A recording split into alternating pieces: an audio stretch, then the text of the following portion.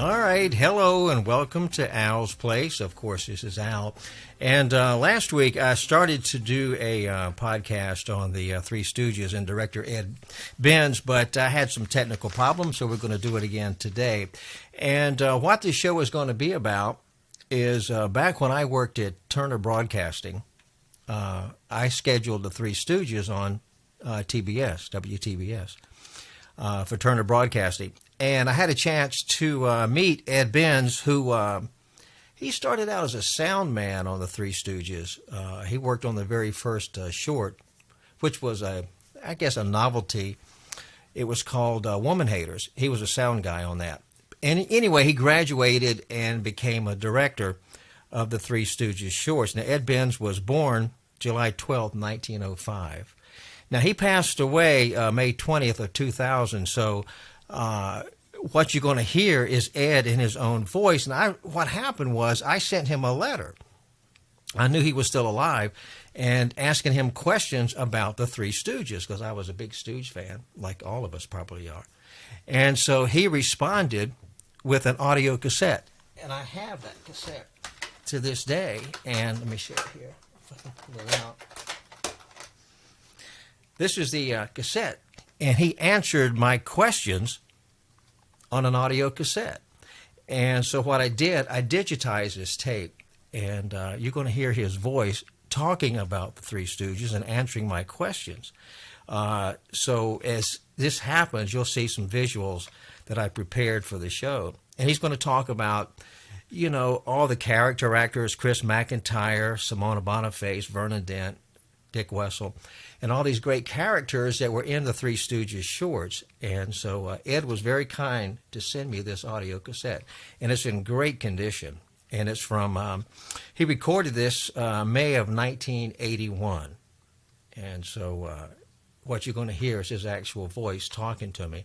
And he lived in Van Nuys, California at the time. So it's wonderful. I still have this, actually. I was going through a box of stuff when I found it, and I said, you know, and I listened to it, and I said, well, I've got to let everybody hear this, because Ed Bernds was he was a great guy, and he took out the time to answer my questions with an audio cassette. So what I'm going to do, I'm going to prepare some visuals here, and you're going to hear his own voice talking about the Three Stooges. So let me switch cameras here. Here, let's see here. All right. So here we go. We're going to listen to Ed, and I've got his picture right here. That's Ed, and he is going to be talking about Three Stooges. So without further ado, let's listen to Ed Bernds from. This is going to be from May of 1981, and I think you'll enjoy it.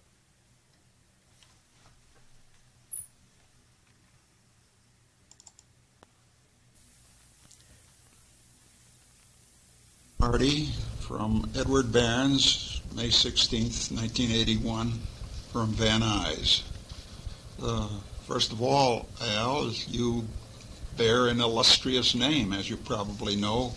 General William J. Hardee, distinguished Confederate general. Robert E. Lee preferred Hardee to Hood for the defense of Atlanta. Jefferson Davis chose Hood instead, and historians generally concede that Hardee would have done a better job of defending Atlanta and preventing or delaying Sherman's march to the sea. Bruce Captain, the historian, calls him solid and dependable, which I guess he was.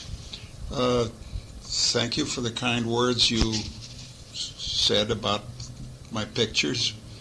I'll try to answer your questions the best I can. I agree with you that Chris McIntyre was a fine person. I've lost track of her. For a while, she was my neighbor on Kittredge Avenue, just about a mile from where I live, and I saw her on a couple of occasions. Her married name is Wilson. Her husband's name is Joe Wilson, but she moved away, and I've been unable to find her, and she made no attempt to get in touch with me. We had kind of a standing date for her to go to lunch with me and Elwood Ullman, the man who wrote many of the two-reel comedies and with whom I collaborated on a lot of feature screenplays. I agree with you, too, about Simona Boniface. Wonderful woman. Actually, the gang we had on our two-reelers were excellent, real troopers. Now, Dee Green, for instance, the girl that played the fat girl, I always felt guilty when we pictured her as not attractive, because although she was big and fat, she was downright pretty. So usually I remember one occasion where I had her black out some front teeth because she was just, in spite of being fat, she was just kind of pretty. They were troopers all. Vernon Dent, of course. He went clear back to the silence. He once told me that he was at Mack Sennett when Charlie Chaplin was a novice. Emil Sitka, of course, was fine for us, although he was a comparative newcomer. He'd only been in the picture business a year or so when he began working with me on the Stooges. Dick Wessel, I had always liked his work, and I brought him into the Stooge setup. On heavies, Ken McDonald, of course, was wonderful, a certain kind of heavy. Dick Curtis, the big guy with the mean pockmarked face, he was a different kind of heavy, very good. Phil Van Zandt. And we used, for economy, we often used a combination stuntman actor or actor stuntman. What it amounted to was actors who did their own rough stuff. We sometimes sacrificed acting ability for that combination, but Cy Schindel, Wally Rose, Blackie Whiteford, Cy Malis were all good troopers for us. I want to say a special word of praise for the doubles. It's only good common sense to double principals. It isn't that they're any less likely to get hurt than principals, but if they get hurt, the show can go on. But actually, our doubles were much more able to do stunts and able to avoid injury. Now, Moe's double was named Johnny Cashier. That's Kascier. Now, he was a remarkable guy. He told me that he had been in the Navy prior to World War I, which made him over 50 when he was working for us. And he doubled for Moe. Very willing guy and very able, in good condition. We often gave them acting bits. He wasn't terribly good at lines, but if, for instance, he was a bellboy carrying a tray of food down the hall and someone knocked him over, that could be either Johnny Cashier, Moe's double, or Teddy Mangine, Larry's double. The double for Curly and later for Shemp was Hurley, Hurley, Breen, Breen, Red Breen, so called because he had the reddest hair you ever saw. He was a good stunt man. I recall one where he was supposed to where Shemp was supposed to pull a fire hose out, and it snubbed off short for some reason, and he did a complete flip. Very, very funny stunt. Teddy Mangine, double Larry with a frizzy wig on. Teddy was good too. He was a fine stuntman. He was very slender, and so he often, and short, so he often doubled women. And the recollection I have is of Teddy with high heels and rouge and a woman's wig on and a woman's dress, and the gang ribbing him. But he didn't care because he was probably getting $75 or $100 for doing a stunt for some woman. I've given away most of my Stooge scripts. At the moment, I have only one in my possession. That's Mummy's Dummies, the one where they were used chariot dealers in ancient Egypt. I can send you Three Little Pirates when it's returned to me by a man named Bob Leone, who works for WVBF Radio in Framingham, Massachusetts.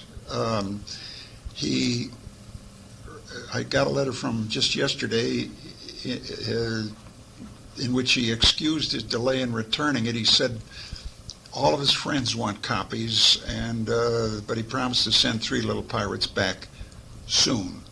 If you want it, let me know, and I'll send it to you when I get it.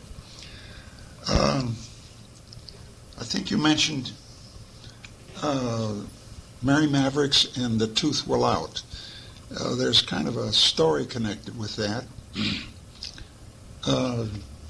Slim Gout, that's the man who was the patient, the tall, skinny guy. The dentist sequence was so funny and ran so long.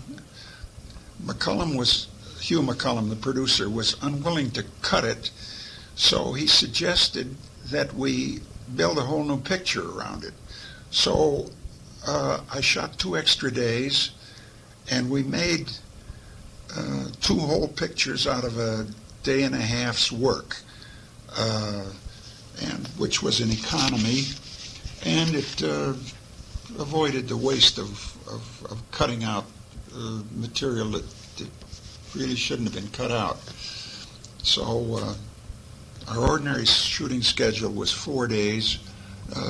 We shot 4 on the original production and 2 on the supplementary production, and got 2 complete pictures out of it.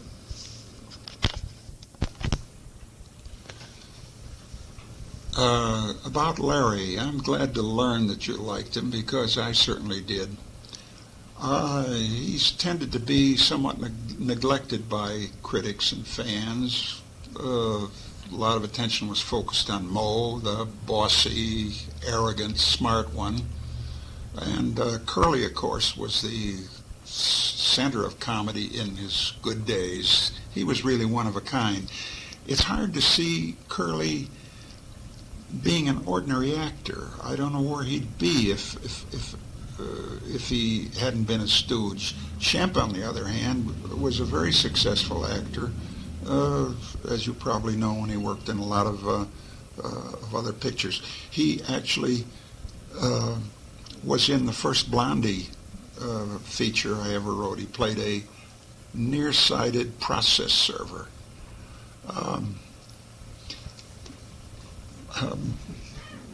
Moe bossed Larry very much in real life the way he did on the screen. He rode herd on Larry. Larry might have been considered a bit of a flake. We'd have a story conference, for instance, and he'd sometimes come up with wild ideas, and Moe would kind of verbally slap him down, saying, "What's this got to do with the story we're talking about?" But I recall on occasion saying, "Wait a minute, Moe, it's wild, but maybe, sometimes the wild ideas would lead you into new ground." And so Larry was all right. The hurts they gave one another, Moe knew how to do it. It looked like a real slap, but he knew how to make it look good and not hurt the boys much. Oh, they stung, but Moe told me that the worst slaps he ever got were from girls who were so afraid that they didn't do it accurately. And he said, if somebody hits you in the ear with the heel of their hand, you really you can be hurt. And so years of experience, he made those slaps look good. About the hair pulling, when Mo pulled his hair and the hair came out, well, that was prop hair that the makeup man would weave into Larry's frizzy mop. And it came out with a ripping sound courtesy of the Columbia Studio sound effects department. The head of sound effects at Columbia was a remarkable man named Joe Henry, Henrie. Joe was a Stooge fan of the first order. He loved the boys. And even after he became head of the sound effects department, he used to personally work on the Stooge two-reelers. I must mention that this sound effects man and sound effects department, that's an editorial department. They work with film, in my days film, perhaps now to some extent with tape. They have a library of sound effects, and they cut them in sync. And Joe would go out of his way to create weird sound effects, and he was never satisfied until he had it as funny and as outrageous as he could get it. He was a great fan of ours. We previewed all of our two-reelers because comedy is unpredictable, and we never really knew what we had until we previewed. But when we'd run for Joe, even without the sound effects or music in, we could tell whether we had it or not because Joe would laugh like he'd laugh at what he thought was funny, and his reaction coincided very closely to that of a preview audience. You ask about Vagabond Loafers. It was shot at a tiny little studio that Columbia rented for overflow production when the stages on the main lot were busy. It was called Darmour Studio, after a producer named Larry Darmour. He'd been gone a long time, but it still retained the name. Darmour had produced the Mickey McGuire shorts with Mickey Rooney when Mickey was a little kid, which was a long, long time ago. It was kind of an interesting studio. I wouldn't be surprised if it is a sole survivor from the pre-World War era. It is on Santa Monica Boulevard in Bronson, across the street from the Hollywood Cemetery, where Rudolph Valentino and a lot of Hollywood greats are buried. Probably because the land value isn't very great there, this little studio still exists. And I'm sure that all of the other studios of that era have been torn down or gone. But it was a tiny studio, a couple of a few small offices, a few small dressing rooms, two tiny stages, and as I say, we shot there frequently. Big pictures wouldn't go there. The stages were too small to accommodate more than a few small sets. I think I referred to what we did there as overflow productions.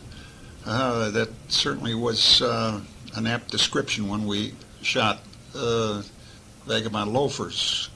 The whole studio was waterlogged after we'd finished the plumbing scenes. I recall the caretaker there complaining that things smelled mildewy for a couple of weeks after we finished. You mentioned that the public likes the Stooges and that kind of thing. I guess that's right. There's a certain amount of delight in seeing just how terribly the Stooges can foul up any given situation. About Punchy Cowpunchers and other westerns. The exteriors were shot at Columbia Ranch. The western street scenes. All of the Stooge westerns that I can think of. You may picture Columbia Ranch as being miles out in the desert, but that's not right. It's in not the heart of Burbank exactly, but Columbia bought about 60 acres in the early 30s. Depression days, they got the land very cheap. The land was divided almost equally one side or the other of Pass Avenue, which leads straight to Warner Brothers Studio about a mile south. Warner Brothers, of course, is now known as the Burbank Studios. But Columbia Ranch is now surrounded by homes, apartment buildings, and shopping centers, but the ranch is still there. The so-called 30 acres across Pass Avenue never had any permanent sets on it. I don't know why. For one thing, I guess Columbia didn't need it and didn't want to go to the expense of fencing in permanent sets. But it was used a lot. If we needed jungle scenes, they would bring in greenery if necessary. As you probably know, I graduated from two-reelers to features on the Blondie pictures, and I remember one in which Dagwood was supposed to have invented a fireproof paint, but the villains, the nasty villains, substituted gasoline or something, so that when Dagwood painted his boss's lakeside cottage with the stuff, it caught fire like a torch. Well, we created a small lake. The soil is very sandy there, and it would never hold water, but they excavated a huge depression with bulldozers, lined it with tar paper, and filled it with water, and gave us a lake. Then they brought in a lot of greenery and built a small summer cottage, and we burned it down. I later used it in a Blondie picture called Blondie's Hero, in which we created a battlefield on the 30 acres and a rifle range where Dagwood is supposed to be a rookie. The Columbia Ranch itself, across Pass Avenue, fenced in, secure, has a wide range of sets, as most studio backlots do. There was a New York street, New York slum street, Blondie Street, which was supposed to be a middle-class street with Blondie's home on it, Aurora Street, which you may remember from Mr. Smith Goes to Washington. That's where Guy Kibbe came to tell Jefferson Smith that he was going to be a senator. The Deeds home, palatial.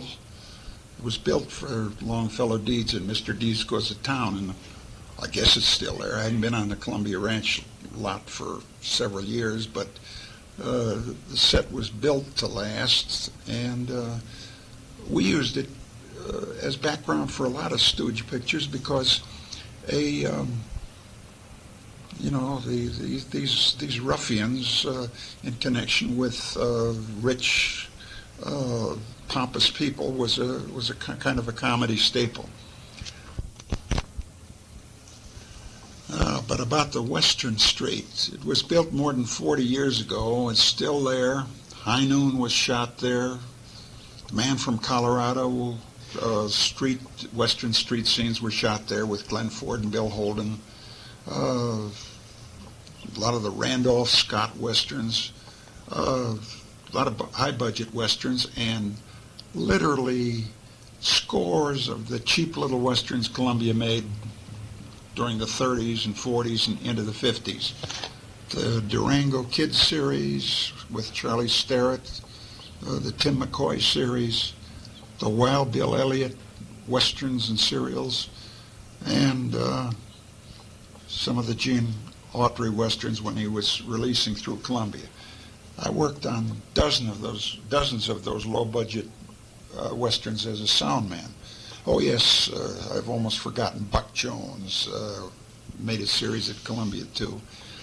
You may remember that Buck Jones was killed in the Coconut Grove fire in Boston, trying to rescue people. He was a great guy.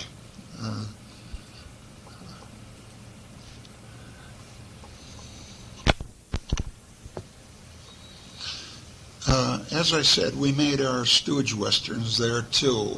It was certainly convenient. There was a sound stage called Stage X. All the others were numbered, but this was Stage X. It was built for Mr. Deeds, just as the mansion was. It was the exterior of a bank. Capra wanted to take the actors right in from the street into the interior of the bank and get a continuous flow of action, so that it was not built as a set with a false front, but a full-fledged soundstage inside.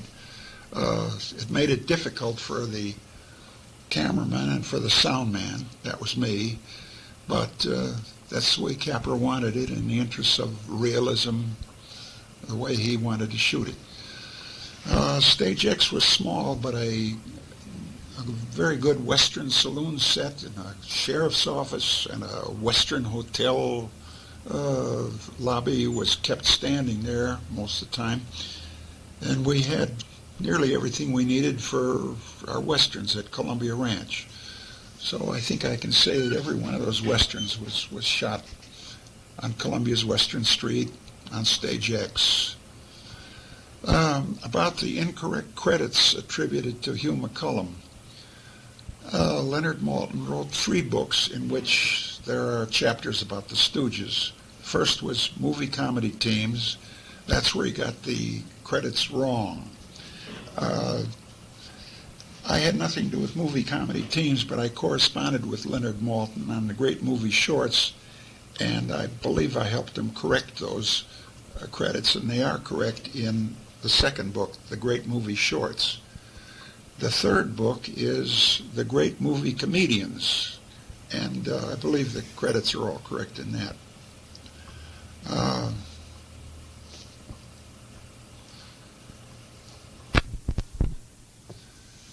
About Hugh McCullum's directing efforts, I believe that Hula La is the only Stooge picture he directed.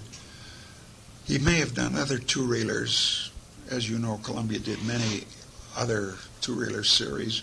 Hugh Herbert, Schilling and Lane, Sterling Holloway, Billy Burke, and others that I can't think of. Andy Clyde did a lot of them. About the Woman Haters, I was the sound man on that.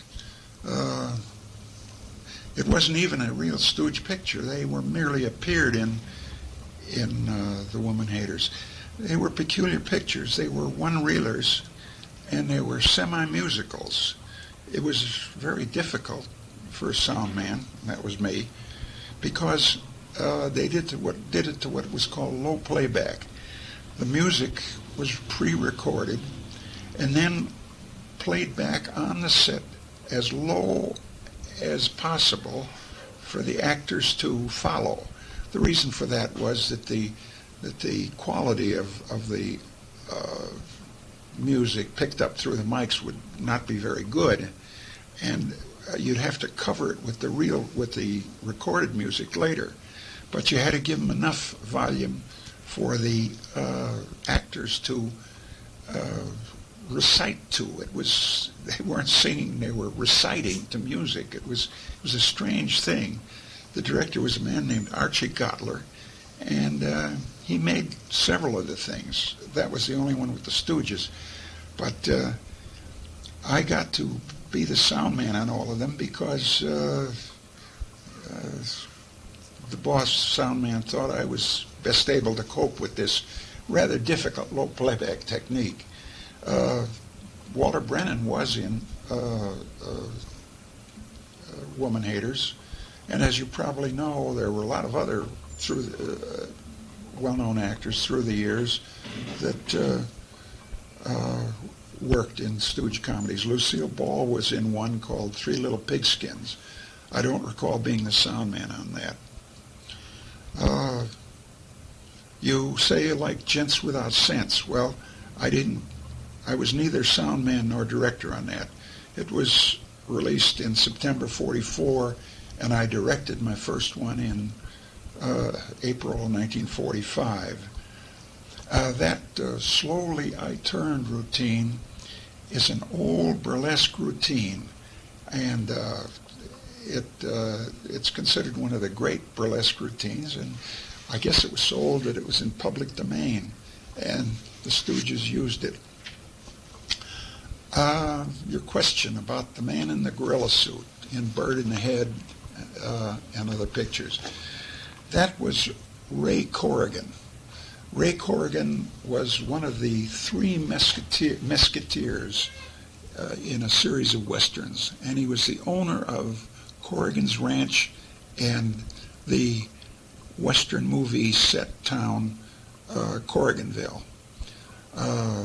There used to be two old movie ranches in the northwest corner of the San Fernando Valley, in the mountains north of Santa Susana Pass. It had been used for movie making for years, even before I came into the business in 1928. I remember working there in the 30s, and old-timers would tell me about the days when they used to go there by horse and buggy and live in tents and be fed out of a chuck wagon. Almost anywhere you went at the old Iverson's or Corrigan's Ranch, you'd find cartridge cases, because westerns had been shot there for, in 1930, even then they'd been shot there for 20 years. But the Simi Freeway destroyed Iverson's. They put the freeway right through it, and it's nostalgic for me to drive along the Simi Freeway, because I can look on both sides of me and see those picturesque rocks that were so characteristic of Iverson's Ranch. I don't think the freeway has affected Corrigan's Ranch quite so much. It seems to me I heard that Bob Hope bought the whole thing. Corrigan died a long time ago. I don't know why. He wouldn't have been a terribly old man. But back to his working in the gorilla suit. He made a lot of money with that. He was a big, powerful man. The thing I didn't like was that he would hurt people, and I sometimes had a sneaky feeling I don't know whether he liked doing it, but he hurt Ken McDonald in Crime on Their Hands. You may remember that one, the one where Shemp was supposed to have swallowed a diamond. He was unnecessarily rough with Ken. And I've had other people say that they thought Ray was gratuitously rough, just wanted to prove he was a powerful so-and-so, or either that or get carried away with the gorilla idea. You ask about Fright Night. Shemp fitted right in. First of all, he'd been a Stooge a long time ago, and he had done two-reelers alone. I directed him in several. One of them was Mr. Noisy, another one was called Society Mugs, and then there was another one, I believe it was called Bride and Gloom, where he went to his wedding in a car with no brakes.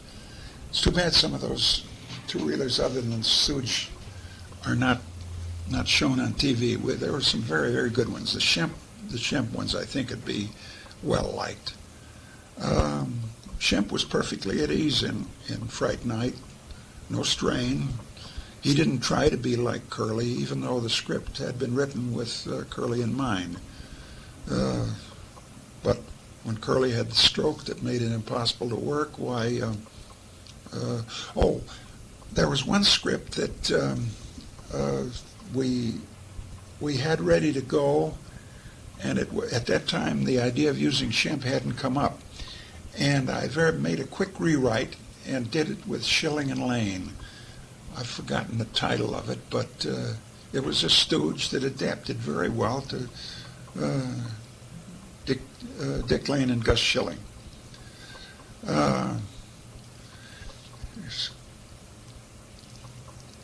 I'm glad you liked Out West. Jules White and I had different patterns. He tended to make a certain kind of two-reeler, and I kind of tended toward another, and I liked kidding the Old West. Strangely, one of my favorite scenes in a Western I did, I don't recall the title of it, didn't involve the Stooges at all. It was Christine. She was, as I told you, a great trooper. It's where the boss heavy, the boss villain, sends his henchmen one after the other to go get the girl. And one after another they come into the room, try to grab her, and she pleads, I'm just a poor, weak woman, and runs around. And when the heavy finally grabs her, she belts them out one by one.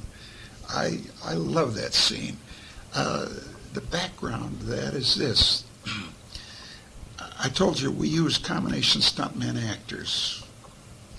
Call them actor stuntmen or stuntmen actors. Anyway, the actors who did their own rough stuff. But the key there was that they liked Christine. Everybody did, I guess, and everybody liked Hugh McCullum, and I'm pretty sure that I had their goodwill too. On a big picture, stuntman, if he had to do a real good fall, would negotiate for a little extra money. If you wanted a $100 fall, you had to pay $100 to get it on a big picture. But they knew we were on a limited budget, and as I say, they liked everybody concerned with the two-reelers. And so they coached Christine on how to hit. I didn't. As a director, I just sat back and let the stuntmen and Christine work it out, and they worked out those hits and the falls, and to me it was a delight.